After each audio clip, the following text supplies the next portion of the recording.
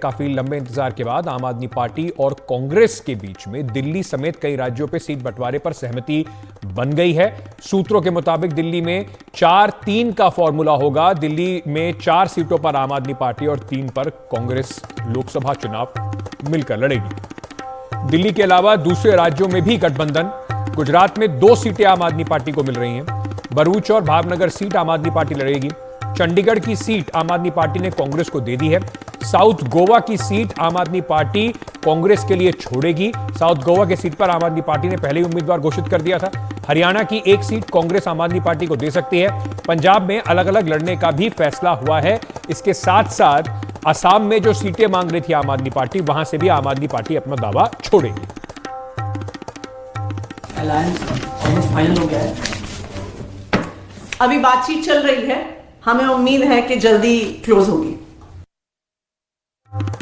आतिशी कह रही थी बातचीत चल रही है, लेकिन सूत्र बता रहे हैं कि आज शाम तक ऐसा हो सकता है कि इस पर एक औपचारिक ऐलान भी हो जाए।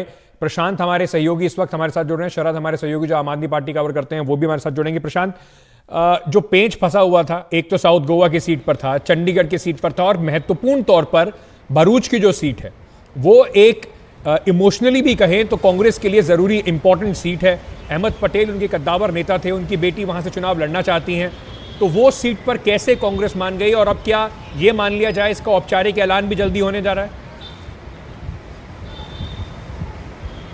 जी देखिए अंकित, मेरी जो जानकारी है उसके मुताबिक बिल्कुल आपने ठीक कहा, दोनों पार्टियों के बीच समझौता हो गया है। जिन भी राज्यों में समझौता होना है, हम जानते हैं कि पंजाब में दोनों पार्टियां अलग अलग चुनाव लड़ेंगी, लेकिन दिल्ली, हरियाणा की एक सीट, गुजरात में 2 सीटों पर और साउथ गोवा की एक सीट जहां पर आम आदमी पार्टी ने अपने उम्मीदवार का ऐलान कर दिया था उसको वो वापस लेगी, और चंडीगढ़ की सीट कांग्रेस को मिलेगी। कल संभवतः संभावना ये जो कांग्रेस के सूत्र हमें बता रहे हैं कि पहले ये उम्मीद थी कि आज शाम तक इस सीट समझौते का ऐलान कर दिया जाएगा, लेकिन अब उम्मीद है कि कल किसी वक्त दोनों पार्टियों की तरफ से एक संयुक्त प्रेस वार्ता की जाएगी और उसमें समझौते गठबंधन का ऐलान किया जाएगा। आपने ठीक कहा, जो भरूच की सीटें अहमद पटेल की बेटी हैं मुमताज़ पटेल, वो खुद चाहती थी, लेकिन जो एग्रीमेंट हुआ है अभी तक जो जानकारी है उसके मुताबिक कांग्रेस तैयार हो गई है भरूच का सीट छोड़ने के लिए। अब इसके बाद मुमताज़ पटेल क्या करेंगे ये अभी नहीं मालूम है, लेकिन भावनगर और भरूच ये दोनों ऐसी सीट है गुजरात की जहां पर आम आदमी पार्टी को दोनों सीटें कांग्रेस देने को तैयार है। लेकिन उसके बदले कांग्रेस को जो चंडीगढ़ की सीट है, आप जानते हैं चंडीगढ़ में आम आदमी पार्टी का मेयर है, इसके बावजूद जो हम कहते हैं सीट समझौते में लेन देन की बात हुई है और चंडीगढ़ की सीट अब आम आदमी पार्टी कांग्रेस को देने को तैयार हो गई है। तो संभावना है कि कल किसी वक्त दोनों पार्टियों की तरफ से संयुक्त प्रेस कॉन्फ्रेंस की जाएगी और उसमें इस गठबंधन का ऐलान किया जाएगा। बने रहिए प्रशांत हमारे साथ। शरद इस वक्त हमारे साथ जुड़ रहे हैं। शरद, लगातार प्रेशर टैक्टिक्स हो रहे थे। कल कहा जा रहा था बिल्कुल टूट गया है, 4-3 पर बात, कांग्रेस 4 मांग रही है। कहीं ना कहीं अगर देखा जाए तो ये बात अब समझ में आती है कि आम आदमी पार्टी ने कम से कम जो साउथ गोवा में अपना कैंडिडेट अनाउंस किया था, उसके साथ चंडीगढ़ पे अपना दावा ठोका था, फिर असम में भी मांग रहे थे, तो ये सब प्रेशर टैक्टिक के तौर पर था, एक बार्गेन का एक टूल की तरह इसको इस्तेमाल किया जा रहा था। बिल्कुल, देखिए, और ये कोई ऐसी नई या अनोखी बात नहीं है। जब भी नेगोशिएशन होते हैं दो पार्टियों के बीच में या कोई गठबंधन बनता है तब इसी तरह से होता है। और असल में कल से पहले जब ये खबर आई कि बातचीत बिगड़ रही है, उससे पहले ये खबर आ रही थी कि बस आज या कल में अनाउंसमेंट होने वाला है। लेकिन सूत्र बता रहे हैं कि कुछ इस तरह की बात हुई कि पहले जो बातचीत हुई थी जिन सीटों पर, उससे जो है जो कांग्रेस के नेता हैं वो अलग जा रहे थे, इसलिए जो है बातचीत बिगड़ी और आम आदमी पार्टी ने इस पर आपत्ति जाहिर करी। वरना इससे पहले बात कुछ बाहर निकल के आ ही नहीं रही थी कि कौन कितनी सीटों पर लड़ रहा है, कहां लड़ रहा है। लेकिन कल पहली बार हुआ था जब आम आदमी पार्टी ने इस पर अपना मुंह खोला और ये कहा। और अरविंद केजरीवाल से जब पूछा गया तो एक निराशाजनक सा उन्होंने जवाब दिया कि पूछा उनसे कि कब, क्या कल हो जाएगा, उन्होंने कहा पता नहीं। उनसे पूछा कि बहुत डिले हो गया, उन्होंने कहा हाँ डिले तो हो गया है। तो एक ऐसा लग रहा था कि वो बोलना भी नहीं चाहते लेकिन बोलना भी चाहते हैं, तो ऐसा दिखाई दे रहा था। और आपको याद होगा अंकित, दर्शकों को भी याद होगा, 2019 में तो ये स्टोरी इतनी लंबी चल गई थी कि लोग बोर हो गए थे कि बात हो रही है कि अलायंस होगा, बातचीत खत्म हो जाती थी फिर शुरू हो जाती थी, लेकिन आखिर में अलायंस नहीं हो पाया। लेकिन इस बार लग रहा है इस बार बातचीत हो गई है और सीट भी फाइनल हो गई है। यहाँ तक कि कैंडिडेट्स को लेकर भी चर्चा हुई है, विनेबिलिटी को लेकर चर्चा हुई है, कुछ दिया है कुछ लिया है, तभी जाकर ये गठबंधन तय हुआ है। कौन और कौन अब से ये कैंडिडेट्स जो हैं जो आम आदमी पार्टी की तरफ से हैं। दिल्ली के अंदर उतारने की चर्चाएं चल रही हैं? शरद, क्या आकलन लगाया जा रहा है इस वक्त? 4 सीटों पे कौन कौन सी सीटें हैं जिस पे आम आदमी पार्टी लड़ेगी और उस पे कौन कौन कैंडिडेट होंगे? देखिए, अभी तो जो बताया गया है उसके हिसाब से west Delhi, north west Delhi और साउथ दिल्ली, नई दिल्ली, ये 4 सीटें आम आदमी पार्टी लड़ेगी। पूर्वी, उत्तर पूर्वी और चांदनी चौक की जो सीट है उस पर कांग्रेस लड़ेगी। चर्चा ये चल रही है कि पूर्वी दिल्ली से या उत्तर पूर्वी दिल्ली से जो कांग्रेस के दिल्ली के अध्यक्ष हैं अरविंदर सिंह लवली, वो चुनाव लड़ सकते हैं। पश्चिमी दिल्ली से महाबल मिश्रा, जो पहले कांग्रेस में थे, सांसद रह चुके हैं यहाँ से वेस्ट दिल्ली से, वो अब आम आदमी पार्टी में आ चुके हैं और उनके बेटे विनय मिश्रा इस समय द्वारका से विधायक हैं। तो उनकी दावेदारी मानी जा रही है कि पश्चिमी दिल्ली में वो चुनाव लड़ सकते हैं। ये चर्चा हो रही है कि नॉर्थ वेस्ट दिल्ली आम आदमी पार्टी के खाते में आ रही है, तो क्या नॉर्थ वेस्ट दिल्ली में आम आदमी पार्टी ने 2014 में राखी बिरलान पर दाव लगाया था, क्या राखी बिरलान पर फिर से आम आदमी पार्टी दाव लगाएगी? ये चर्चा चल रही है। तो अभी केवल सीटों की बात आई है, कुछ कुछ कैंडिडेट्स की बात आई है। जैसे ही औपचारिक घोषणा होगी, बहुत जल्द माना जा रहा है कि उम्मीदवारों की घोषणा भी हो जाएगी, ताकि ये जो कैंडिडेट्स हैं ये अपनी कैंपेनिंग शुरू कर दें, क्योंकि कैंपेनिंग के मामले में जहां विपक्ष को आगे होना चाहिए था, क्योंकि उसके पास और कोई काम नहीं है सिवाय चुनाव लड़ने के या सरकार की नीति को क्रिटिसाइज करने के, सरकार को एक्सपोज करने के। सरकार के पास तो और भी बहुत काम होते हैं, लेकिन इस मामले में सरकार आगे चल रही है, बीजेपी आगे चल रही है, अपना थीम सॉन्ग भी लॉन्च कर चुके हैं, अपना जो संकल्प पत्र लाना है उसके लिए भी जनता से राय मांग चुके हैं। लेकिन विपक्ष जो है, जो इंडिया गठबंधन है, वो भी सीट शेयरिंग में ही फंसा हुआ है। तो संभव है कि बहुत जल्द जैसे ही ये सीट शेयरिंग अनाउंस होगी, दोनों ही पार्टियां अपने कैंडिडेट्स भी घोषित करना शुरू कर देंगी। प्रशांत, कुछ संभावित नाम चल रहे हैं कांग्रेस की तरफ से भी? कौन कौन से ऐसे नेता हैं कांग्रेस के दिग्गज जो कम से कम दिल्ली में या कहीं चंडीगढ़ में चुनाव लड़ सकते हैं? देखिए, दिल्ली की जहां तक बात है, शरद आपको बता रहे थे, कांग्रेस के खाते में जो अब तक जानकारी है 3 सीटें हैं। पूर्वी दिल्ली से आप जानते हैं पहले भी संदीप दीक्षित रह चुके हैं सांसद। आज उनको मैंने कांग्रेस के दफ्तर में देखा, वो मुलाकात करने आए थे। तो इस तरह की अटकलें हैं कि क्या कहीं उनकी दावेदारी तो नहीं बन रही है। इसके अलावा रागिनी नायक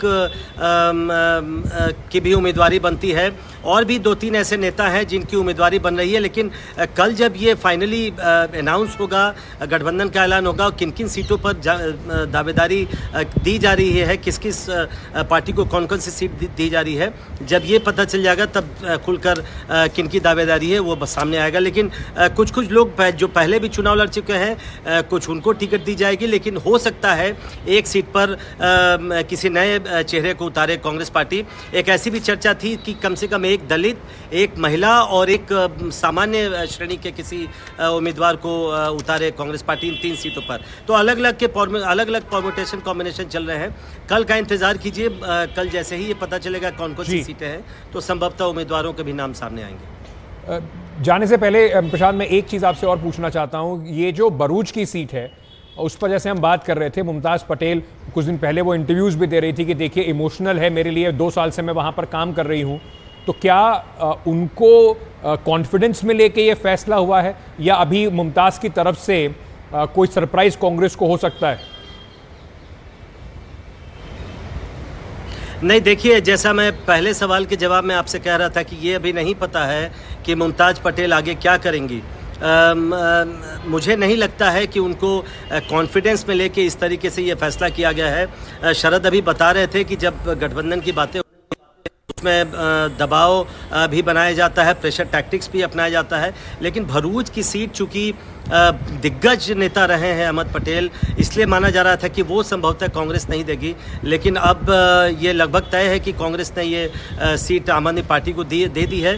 तो मुमताज़ पटेल का अगला कदम क्या होता है, इसकी प्रतीक्षा करनी होगी, क्योंकि जाहिर तौर पर वो कई बार ये कह चुकी हैं, कई बार भावुक भी हुई हैं अपने इंटरव्यू देते देते, कि वो अपने पिता की सीट से जुड़ी हुई हैं, वो चाहती हैं, वो तैयारी भी कर रही थी कि वहाँ से चुनाव लड़े। तो थोड़ा सा इंतज़ार करना होगा। मुझे लगता है उनसे उनसे राय मशविरा किया गया है, इसकी संभावना मुझे नहीं लगती है। बहुत बहुत शुक्रिया प्रशांत। शरद, चर्चा पे भाग लेने के लिए, सारी जानकारी दोनों पार्टी से हमें देने के लिए। देखिए, कुल मिलाकर कम से कम इंडिया गठबंधन जो अभी तक सिर्फ इन्हीं खबरों में घिरा हुआ था कि कोई छोड़ के जा रहा है, गठबंधन में सब एक आपस में लड़ रहे हैं, उसमें अब धीरे धीरे सीट शेयरिंग का मामला सुलझता नजर आ रहा है। चलिए सीधे आपको नवसारी ले चलते। प्रधानमंत्री नरेंद्र मोदी का इस वक्त वहां पर रोड शो हो रहा है। प्रधानमंत्री नरेंद्र मोदी गुजरात में हैं और वहां पर ये जो तस्वीरें इस वक्त आप देख रहे हैं, उनके रोड शो की लाइव तस्वीरें आ रही हैं। गुजरात बीजेपी के एक बड़े गढ़ के तौर पर स्थापित हो चुका है। बीजेपी ने पिछली बार गुजरात की 26 में 26 सीटें लोकसभा की जीती थी। प्रधानमंत्री नरेंद्र मोदी का गृह राज्य है, इसका एक बड़ा फायदा बीजेपी को मिलता है। अभी हाल ही में हुए विधानसभा चुनाव में भी भारतीय जनता पार्टी को वहां पर रिकॉर्ड तोड़ जीत मिली है। तो बीजेपी यही उम्मीद कर रही होगी कि किसी भी तरीके से इस बार अपनी पिछली बार की परफॉर्मेंस को दोहराया जाए, अपना वोट प्रतिशत वहां बढ़ाया जाए। और इसी बीच में आप देख रहे हैं प्रधानमंत्री नरेंद्र मोदी किस तरीके से वहां पर रोड शो करते नजर आ रहे हैं। उनके साथ मुख्यमंत्री गुजरात भूपेंद्र पटेल भी साथ में हैं।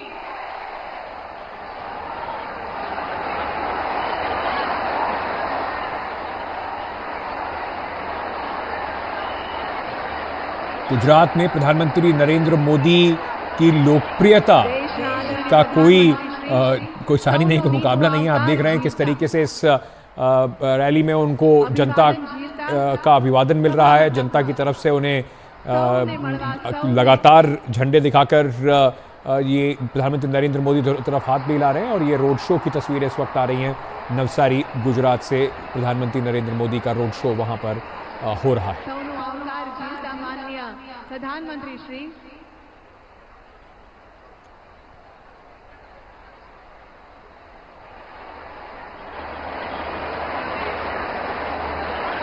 आपनी वच्चे, आपनी समक्ष ये एक भारतीय जनता पार्टी का प्रधानमंत्री नरेंद्र मोदी को अब रैली स्थल में भी ले जाने का एक बिल्कुल चुनाव से पहले उन्होंने एक नया तरीका निकाला है। इसमें भी एक रोड शो के तौर पर सामने कार्यकर्ता झंडे हिलाते दिखाई पड़ते हैं और उसके साथ साथ प्रधानमंत्री फिर इस तरीके की ओपन गाड़ी में रैली स्थल पर भी अपने जो मंच है वहां तक पहुंचते हैं।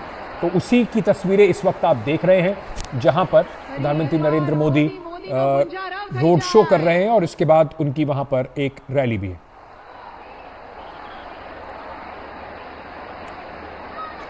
चलिए फटाफट बताते हैं कि एक और इस वक्त खबर आ रही है, दर्दनाक खबर है जम्मू कश्मीर की गुलमर्ग से, जहां पर एक बर्फीले तूफान के कारण एक विदेशी सैलानी की मौत हो गई है और 6 विदेशी सैलानियों को बचा लिया गया है। सभी रूस के रहने वाले हैं।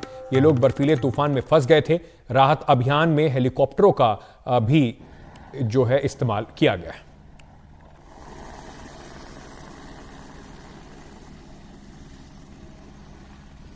तो जम्मू कश्मीर में इस वक्त ये खबर आ रही है कि कैसे एक बर्फीले तूफान की चपेट में आके एक विदेशी सैलानी जो हैं वहाँ पर घूमने जो आए हुए थे, एक नागरिक को उनकी मौत हो गई है और 6 लोगों को बचा लिया गया है।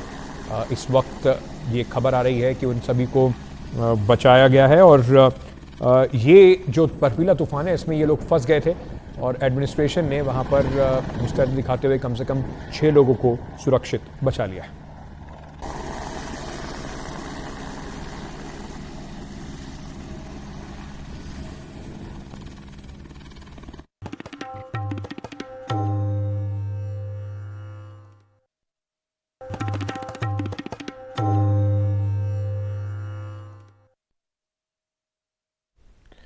इस वक्त मुंबई से एक खबर आ रही है।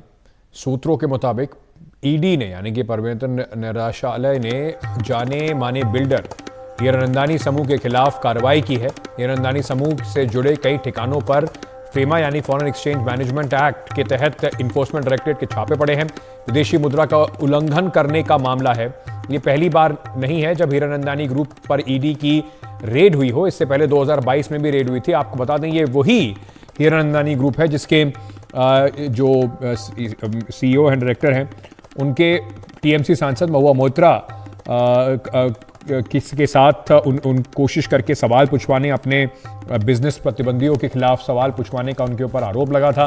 उन्होंने एक एफिडेविट भी दिया था जिसके बाद महुआ मोइत्रा की मुश्किलें बढ़ी थी और उनको अपनी लोकसभा सदस्यता भी खोनी पड़ी थी। वहीं इन्फोर्समेंट डायरेक्टरेट सिर्फ ईडी जो है वो सिर्फ हीरानंदानी नहीं और एक बड़ी कंपनी पर भी उनकी नजर है। तकनीकी शिक्षा की कंपनी बायजूस के सीईओ बायजू रविंद्रन के देश से बाहर जाने पर पाबंदी लगा सकती है ईडी ने इसके लिए इमिग्रेशन विभाग को बायजू के खिलाफ एक इंटरनेशनल लुकआउट नोटिस जारी करने को कहा है। पिछले साल नवंबर में बायजूस की parent company think and learn private limited और बायजू रविंद्रन के खिलाफ कारण बताओ नोटिस जारी किया गया था। इसके खिलाफ फेमा के तहत 9,362 करोड़ से ज्यादा का केस दर्ज किया गया है, जिसके आधार पर ईडी ने ताजा कार्रवाई की है। हमारे सहयोगी मुकेश इस वक्त हमारे साथ जुड़ रहे हैं। मुकेश, ये एक बड़ी कंपनी है और उसके एक जो मुश्किलें हैं वो बढ़ती जा रही है। ईडी ने जिस तरीके से लुकआउट नोटिस जारी करने की जो एप्लीकेशन भेजी है, इसके बाद अब क्या माना जाए कि क्या गिरफ्तारी भी हो सकती है बायजू रविंद्रन की?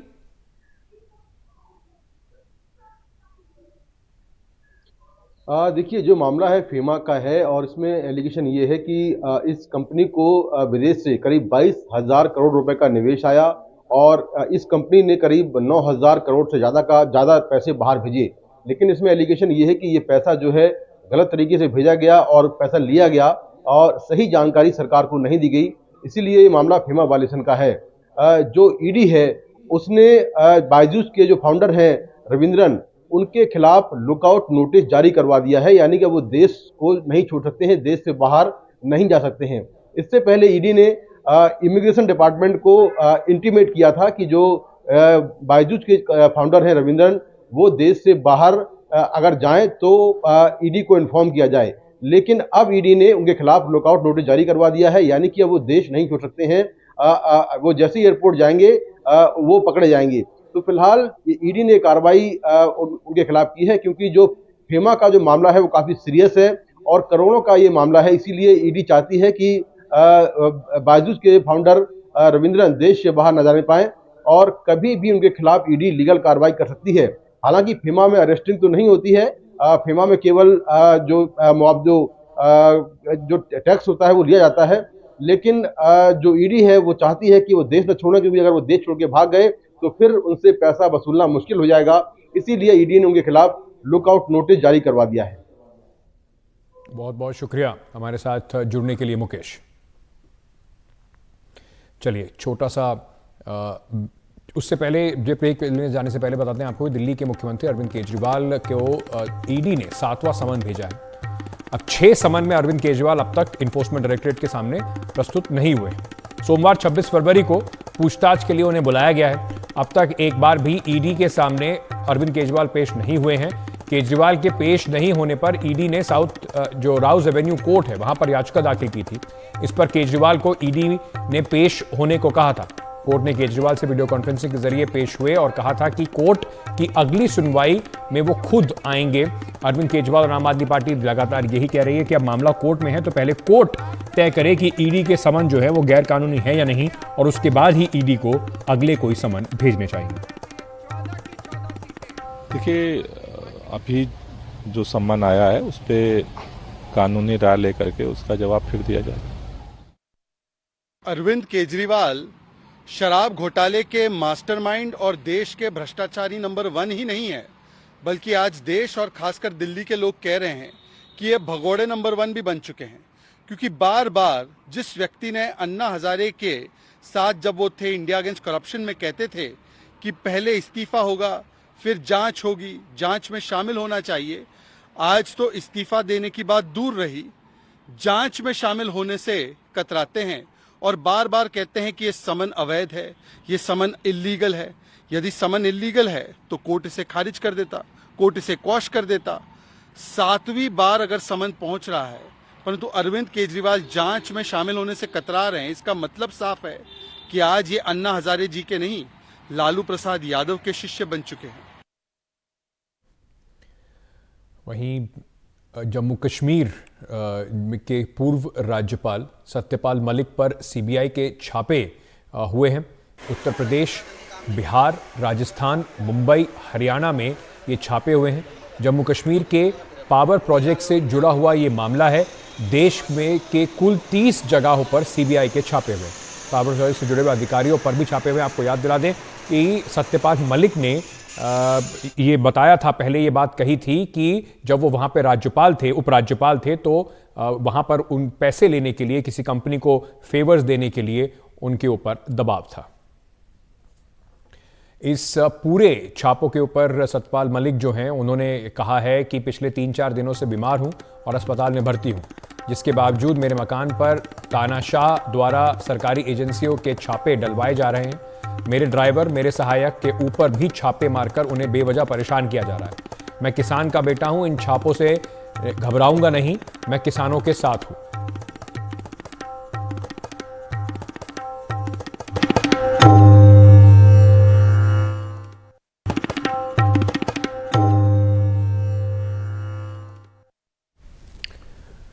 वहीं पंजाब हरियाणा की सीमा पर अभी भी किसान जुटे हुए हैं। अगले 2 दिनों के लिए दिल्ली मार्च का जो उनका फैसला है वो स्थगित कर दिया गया है। दरअसल हरियाणा के खनौरी बॉर्डर पर पुलिस और किसानों के बीच में झड़प हुई, उसके बाद एक युवक शुभकरण सिंह की मौत हो गई, जिसके चलते किसान अगले 2 दिनों कूच नहीं करेंगे दिल्ली के लिए। आज कृषि मंत्री अर्जुन मुंडा एक बार फिर से उन्होंने कहा कि समस्या का समाधान बातचीत के जरिए हल हो सकता है। किसानों को बातचीत के लिए आगे आना चाहिए। किसानों का कहना है कि खनौरी बॉर्डर पर 26 लोग पुलिस की कार्रवाई में घायल हुए। घायलों में प्रदर्शन का नेतृत्व करने वाले जगती सिंह दालेवाल भी शामिल हैं। वहीं पुलिस का कहना है कि प्रदर्शनकारियों ने पराली में मिर्च पाउडर डालकर आग लगा दी और पुलिस वालों पर हमला किया, जिसमें पुलिस वाले घायल हुए हैं। किसानों का यह भी कहना है कि ये जो किसान वहां मारा गया है, ये पुलिस की फायरिंग में मारा गया है, जिस पर अभी तक कोई पुष्टि पुलिस की तरफ से नहीं हुई है। कल शंभू बॉर्डर से ज्यादा हलचल खनौरी बॉर्डर पर रही। यहां पुलिस और किसानों के बीच में संघर्ष रहा। आज चंडीगढ़ में संयुक्त किसान मोर्चा की बैठक हो रही है, जिसमें आगे की रणनीति तय की जाएगी। यह चनूनी ग्रुप ने आज 2 घंटे यानी 12 से 2 के बीच में हरियाणा में सड़कें जाम करने का फैसला किया है।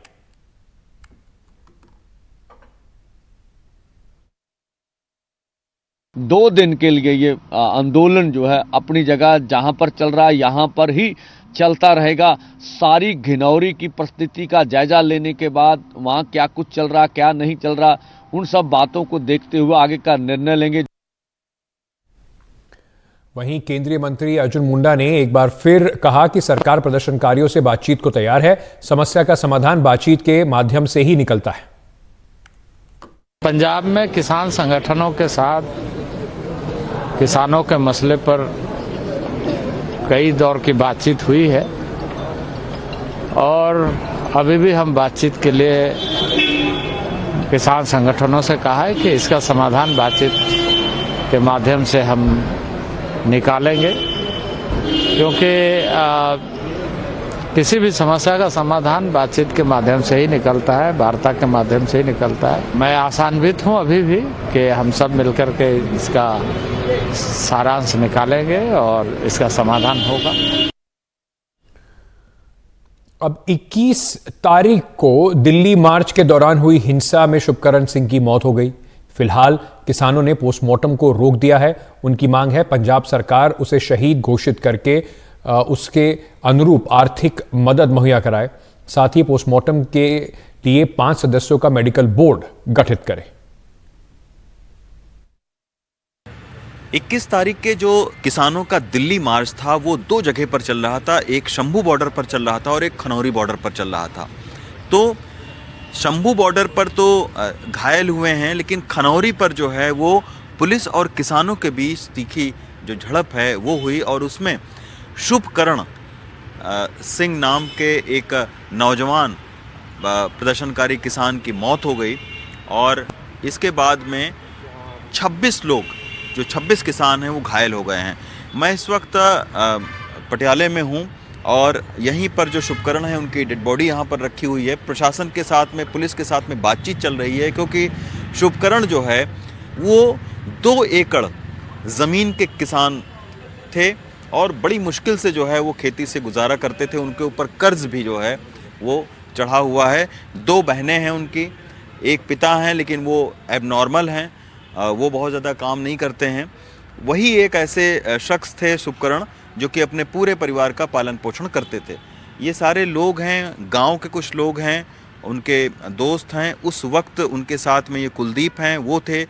गुरप्रीत जी हैं जो कि गांव के ही रहने वाले हैं और उस जगह पर भी ये मौके पर मौजूद थे। गुरप्रीत जी, यहाँ पर जो है अभी पोस्टमार्टम नहीं हुआ है शुभकरण का।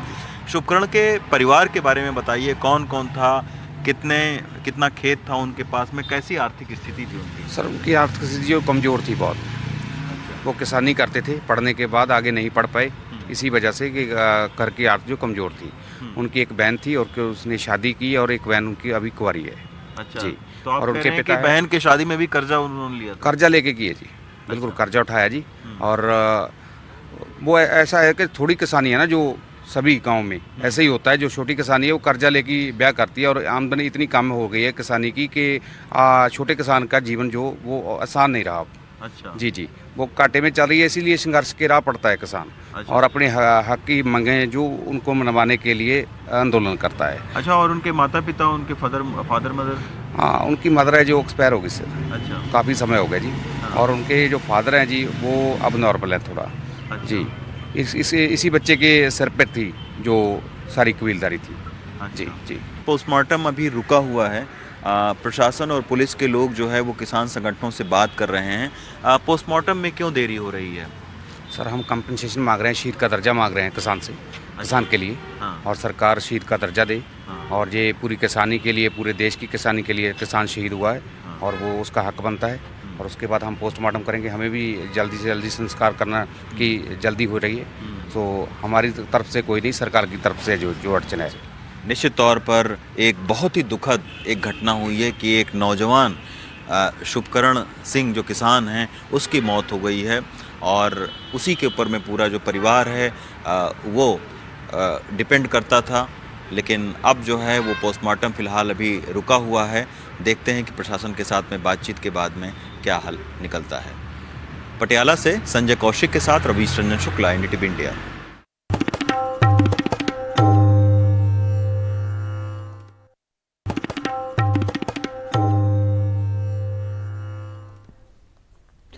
केंद्रीय माध्यमिक शिक्षा बोर्ड यानी सीबीएसई ने नेशनल करिकुलम फ्रेमवर्क की सिफारिशों के मुताबिक क्लास 9वीं से लेकर 12वीं तक की परीक्षा में छात्रों के लिए ओपन बुक परीक्षा पर विचार कर रही है। ओपन बुक परीक्षा मतलब अपनी किताब आप साथ ले जा सकते हैं।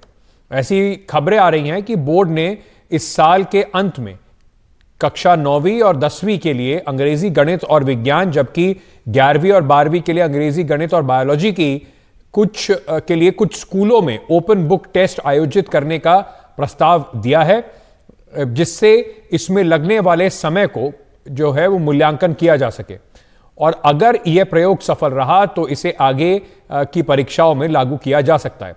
हालांकि इसे लेकर कई तरह के सवाल हैं, जैसे कि उन लोगों के लिए भेदभावपूर्ण होगा जो आर्थिक रूप से कमजोर हैं, जिनके पास इंटरनेट की सुविधा नहीं है, और उसके बाद खासकर वो छात्र जो देख नहीं सकते, उनके लिए क्या इंतजाम किए जाएंगे, ये भी एक बड़ा सवाल है। चलिए, अभी के लिए सवाल इंडिया का में इतना ही। खबरों का सिलसिला एनडीटीवी इंडिया पर जारी है, बने रहिए हमारे साथ।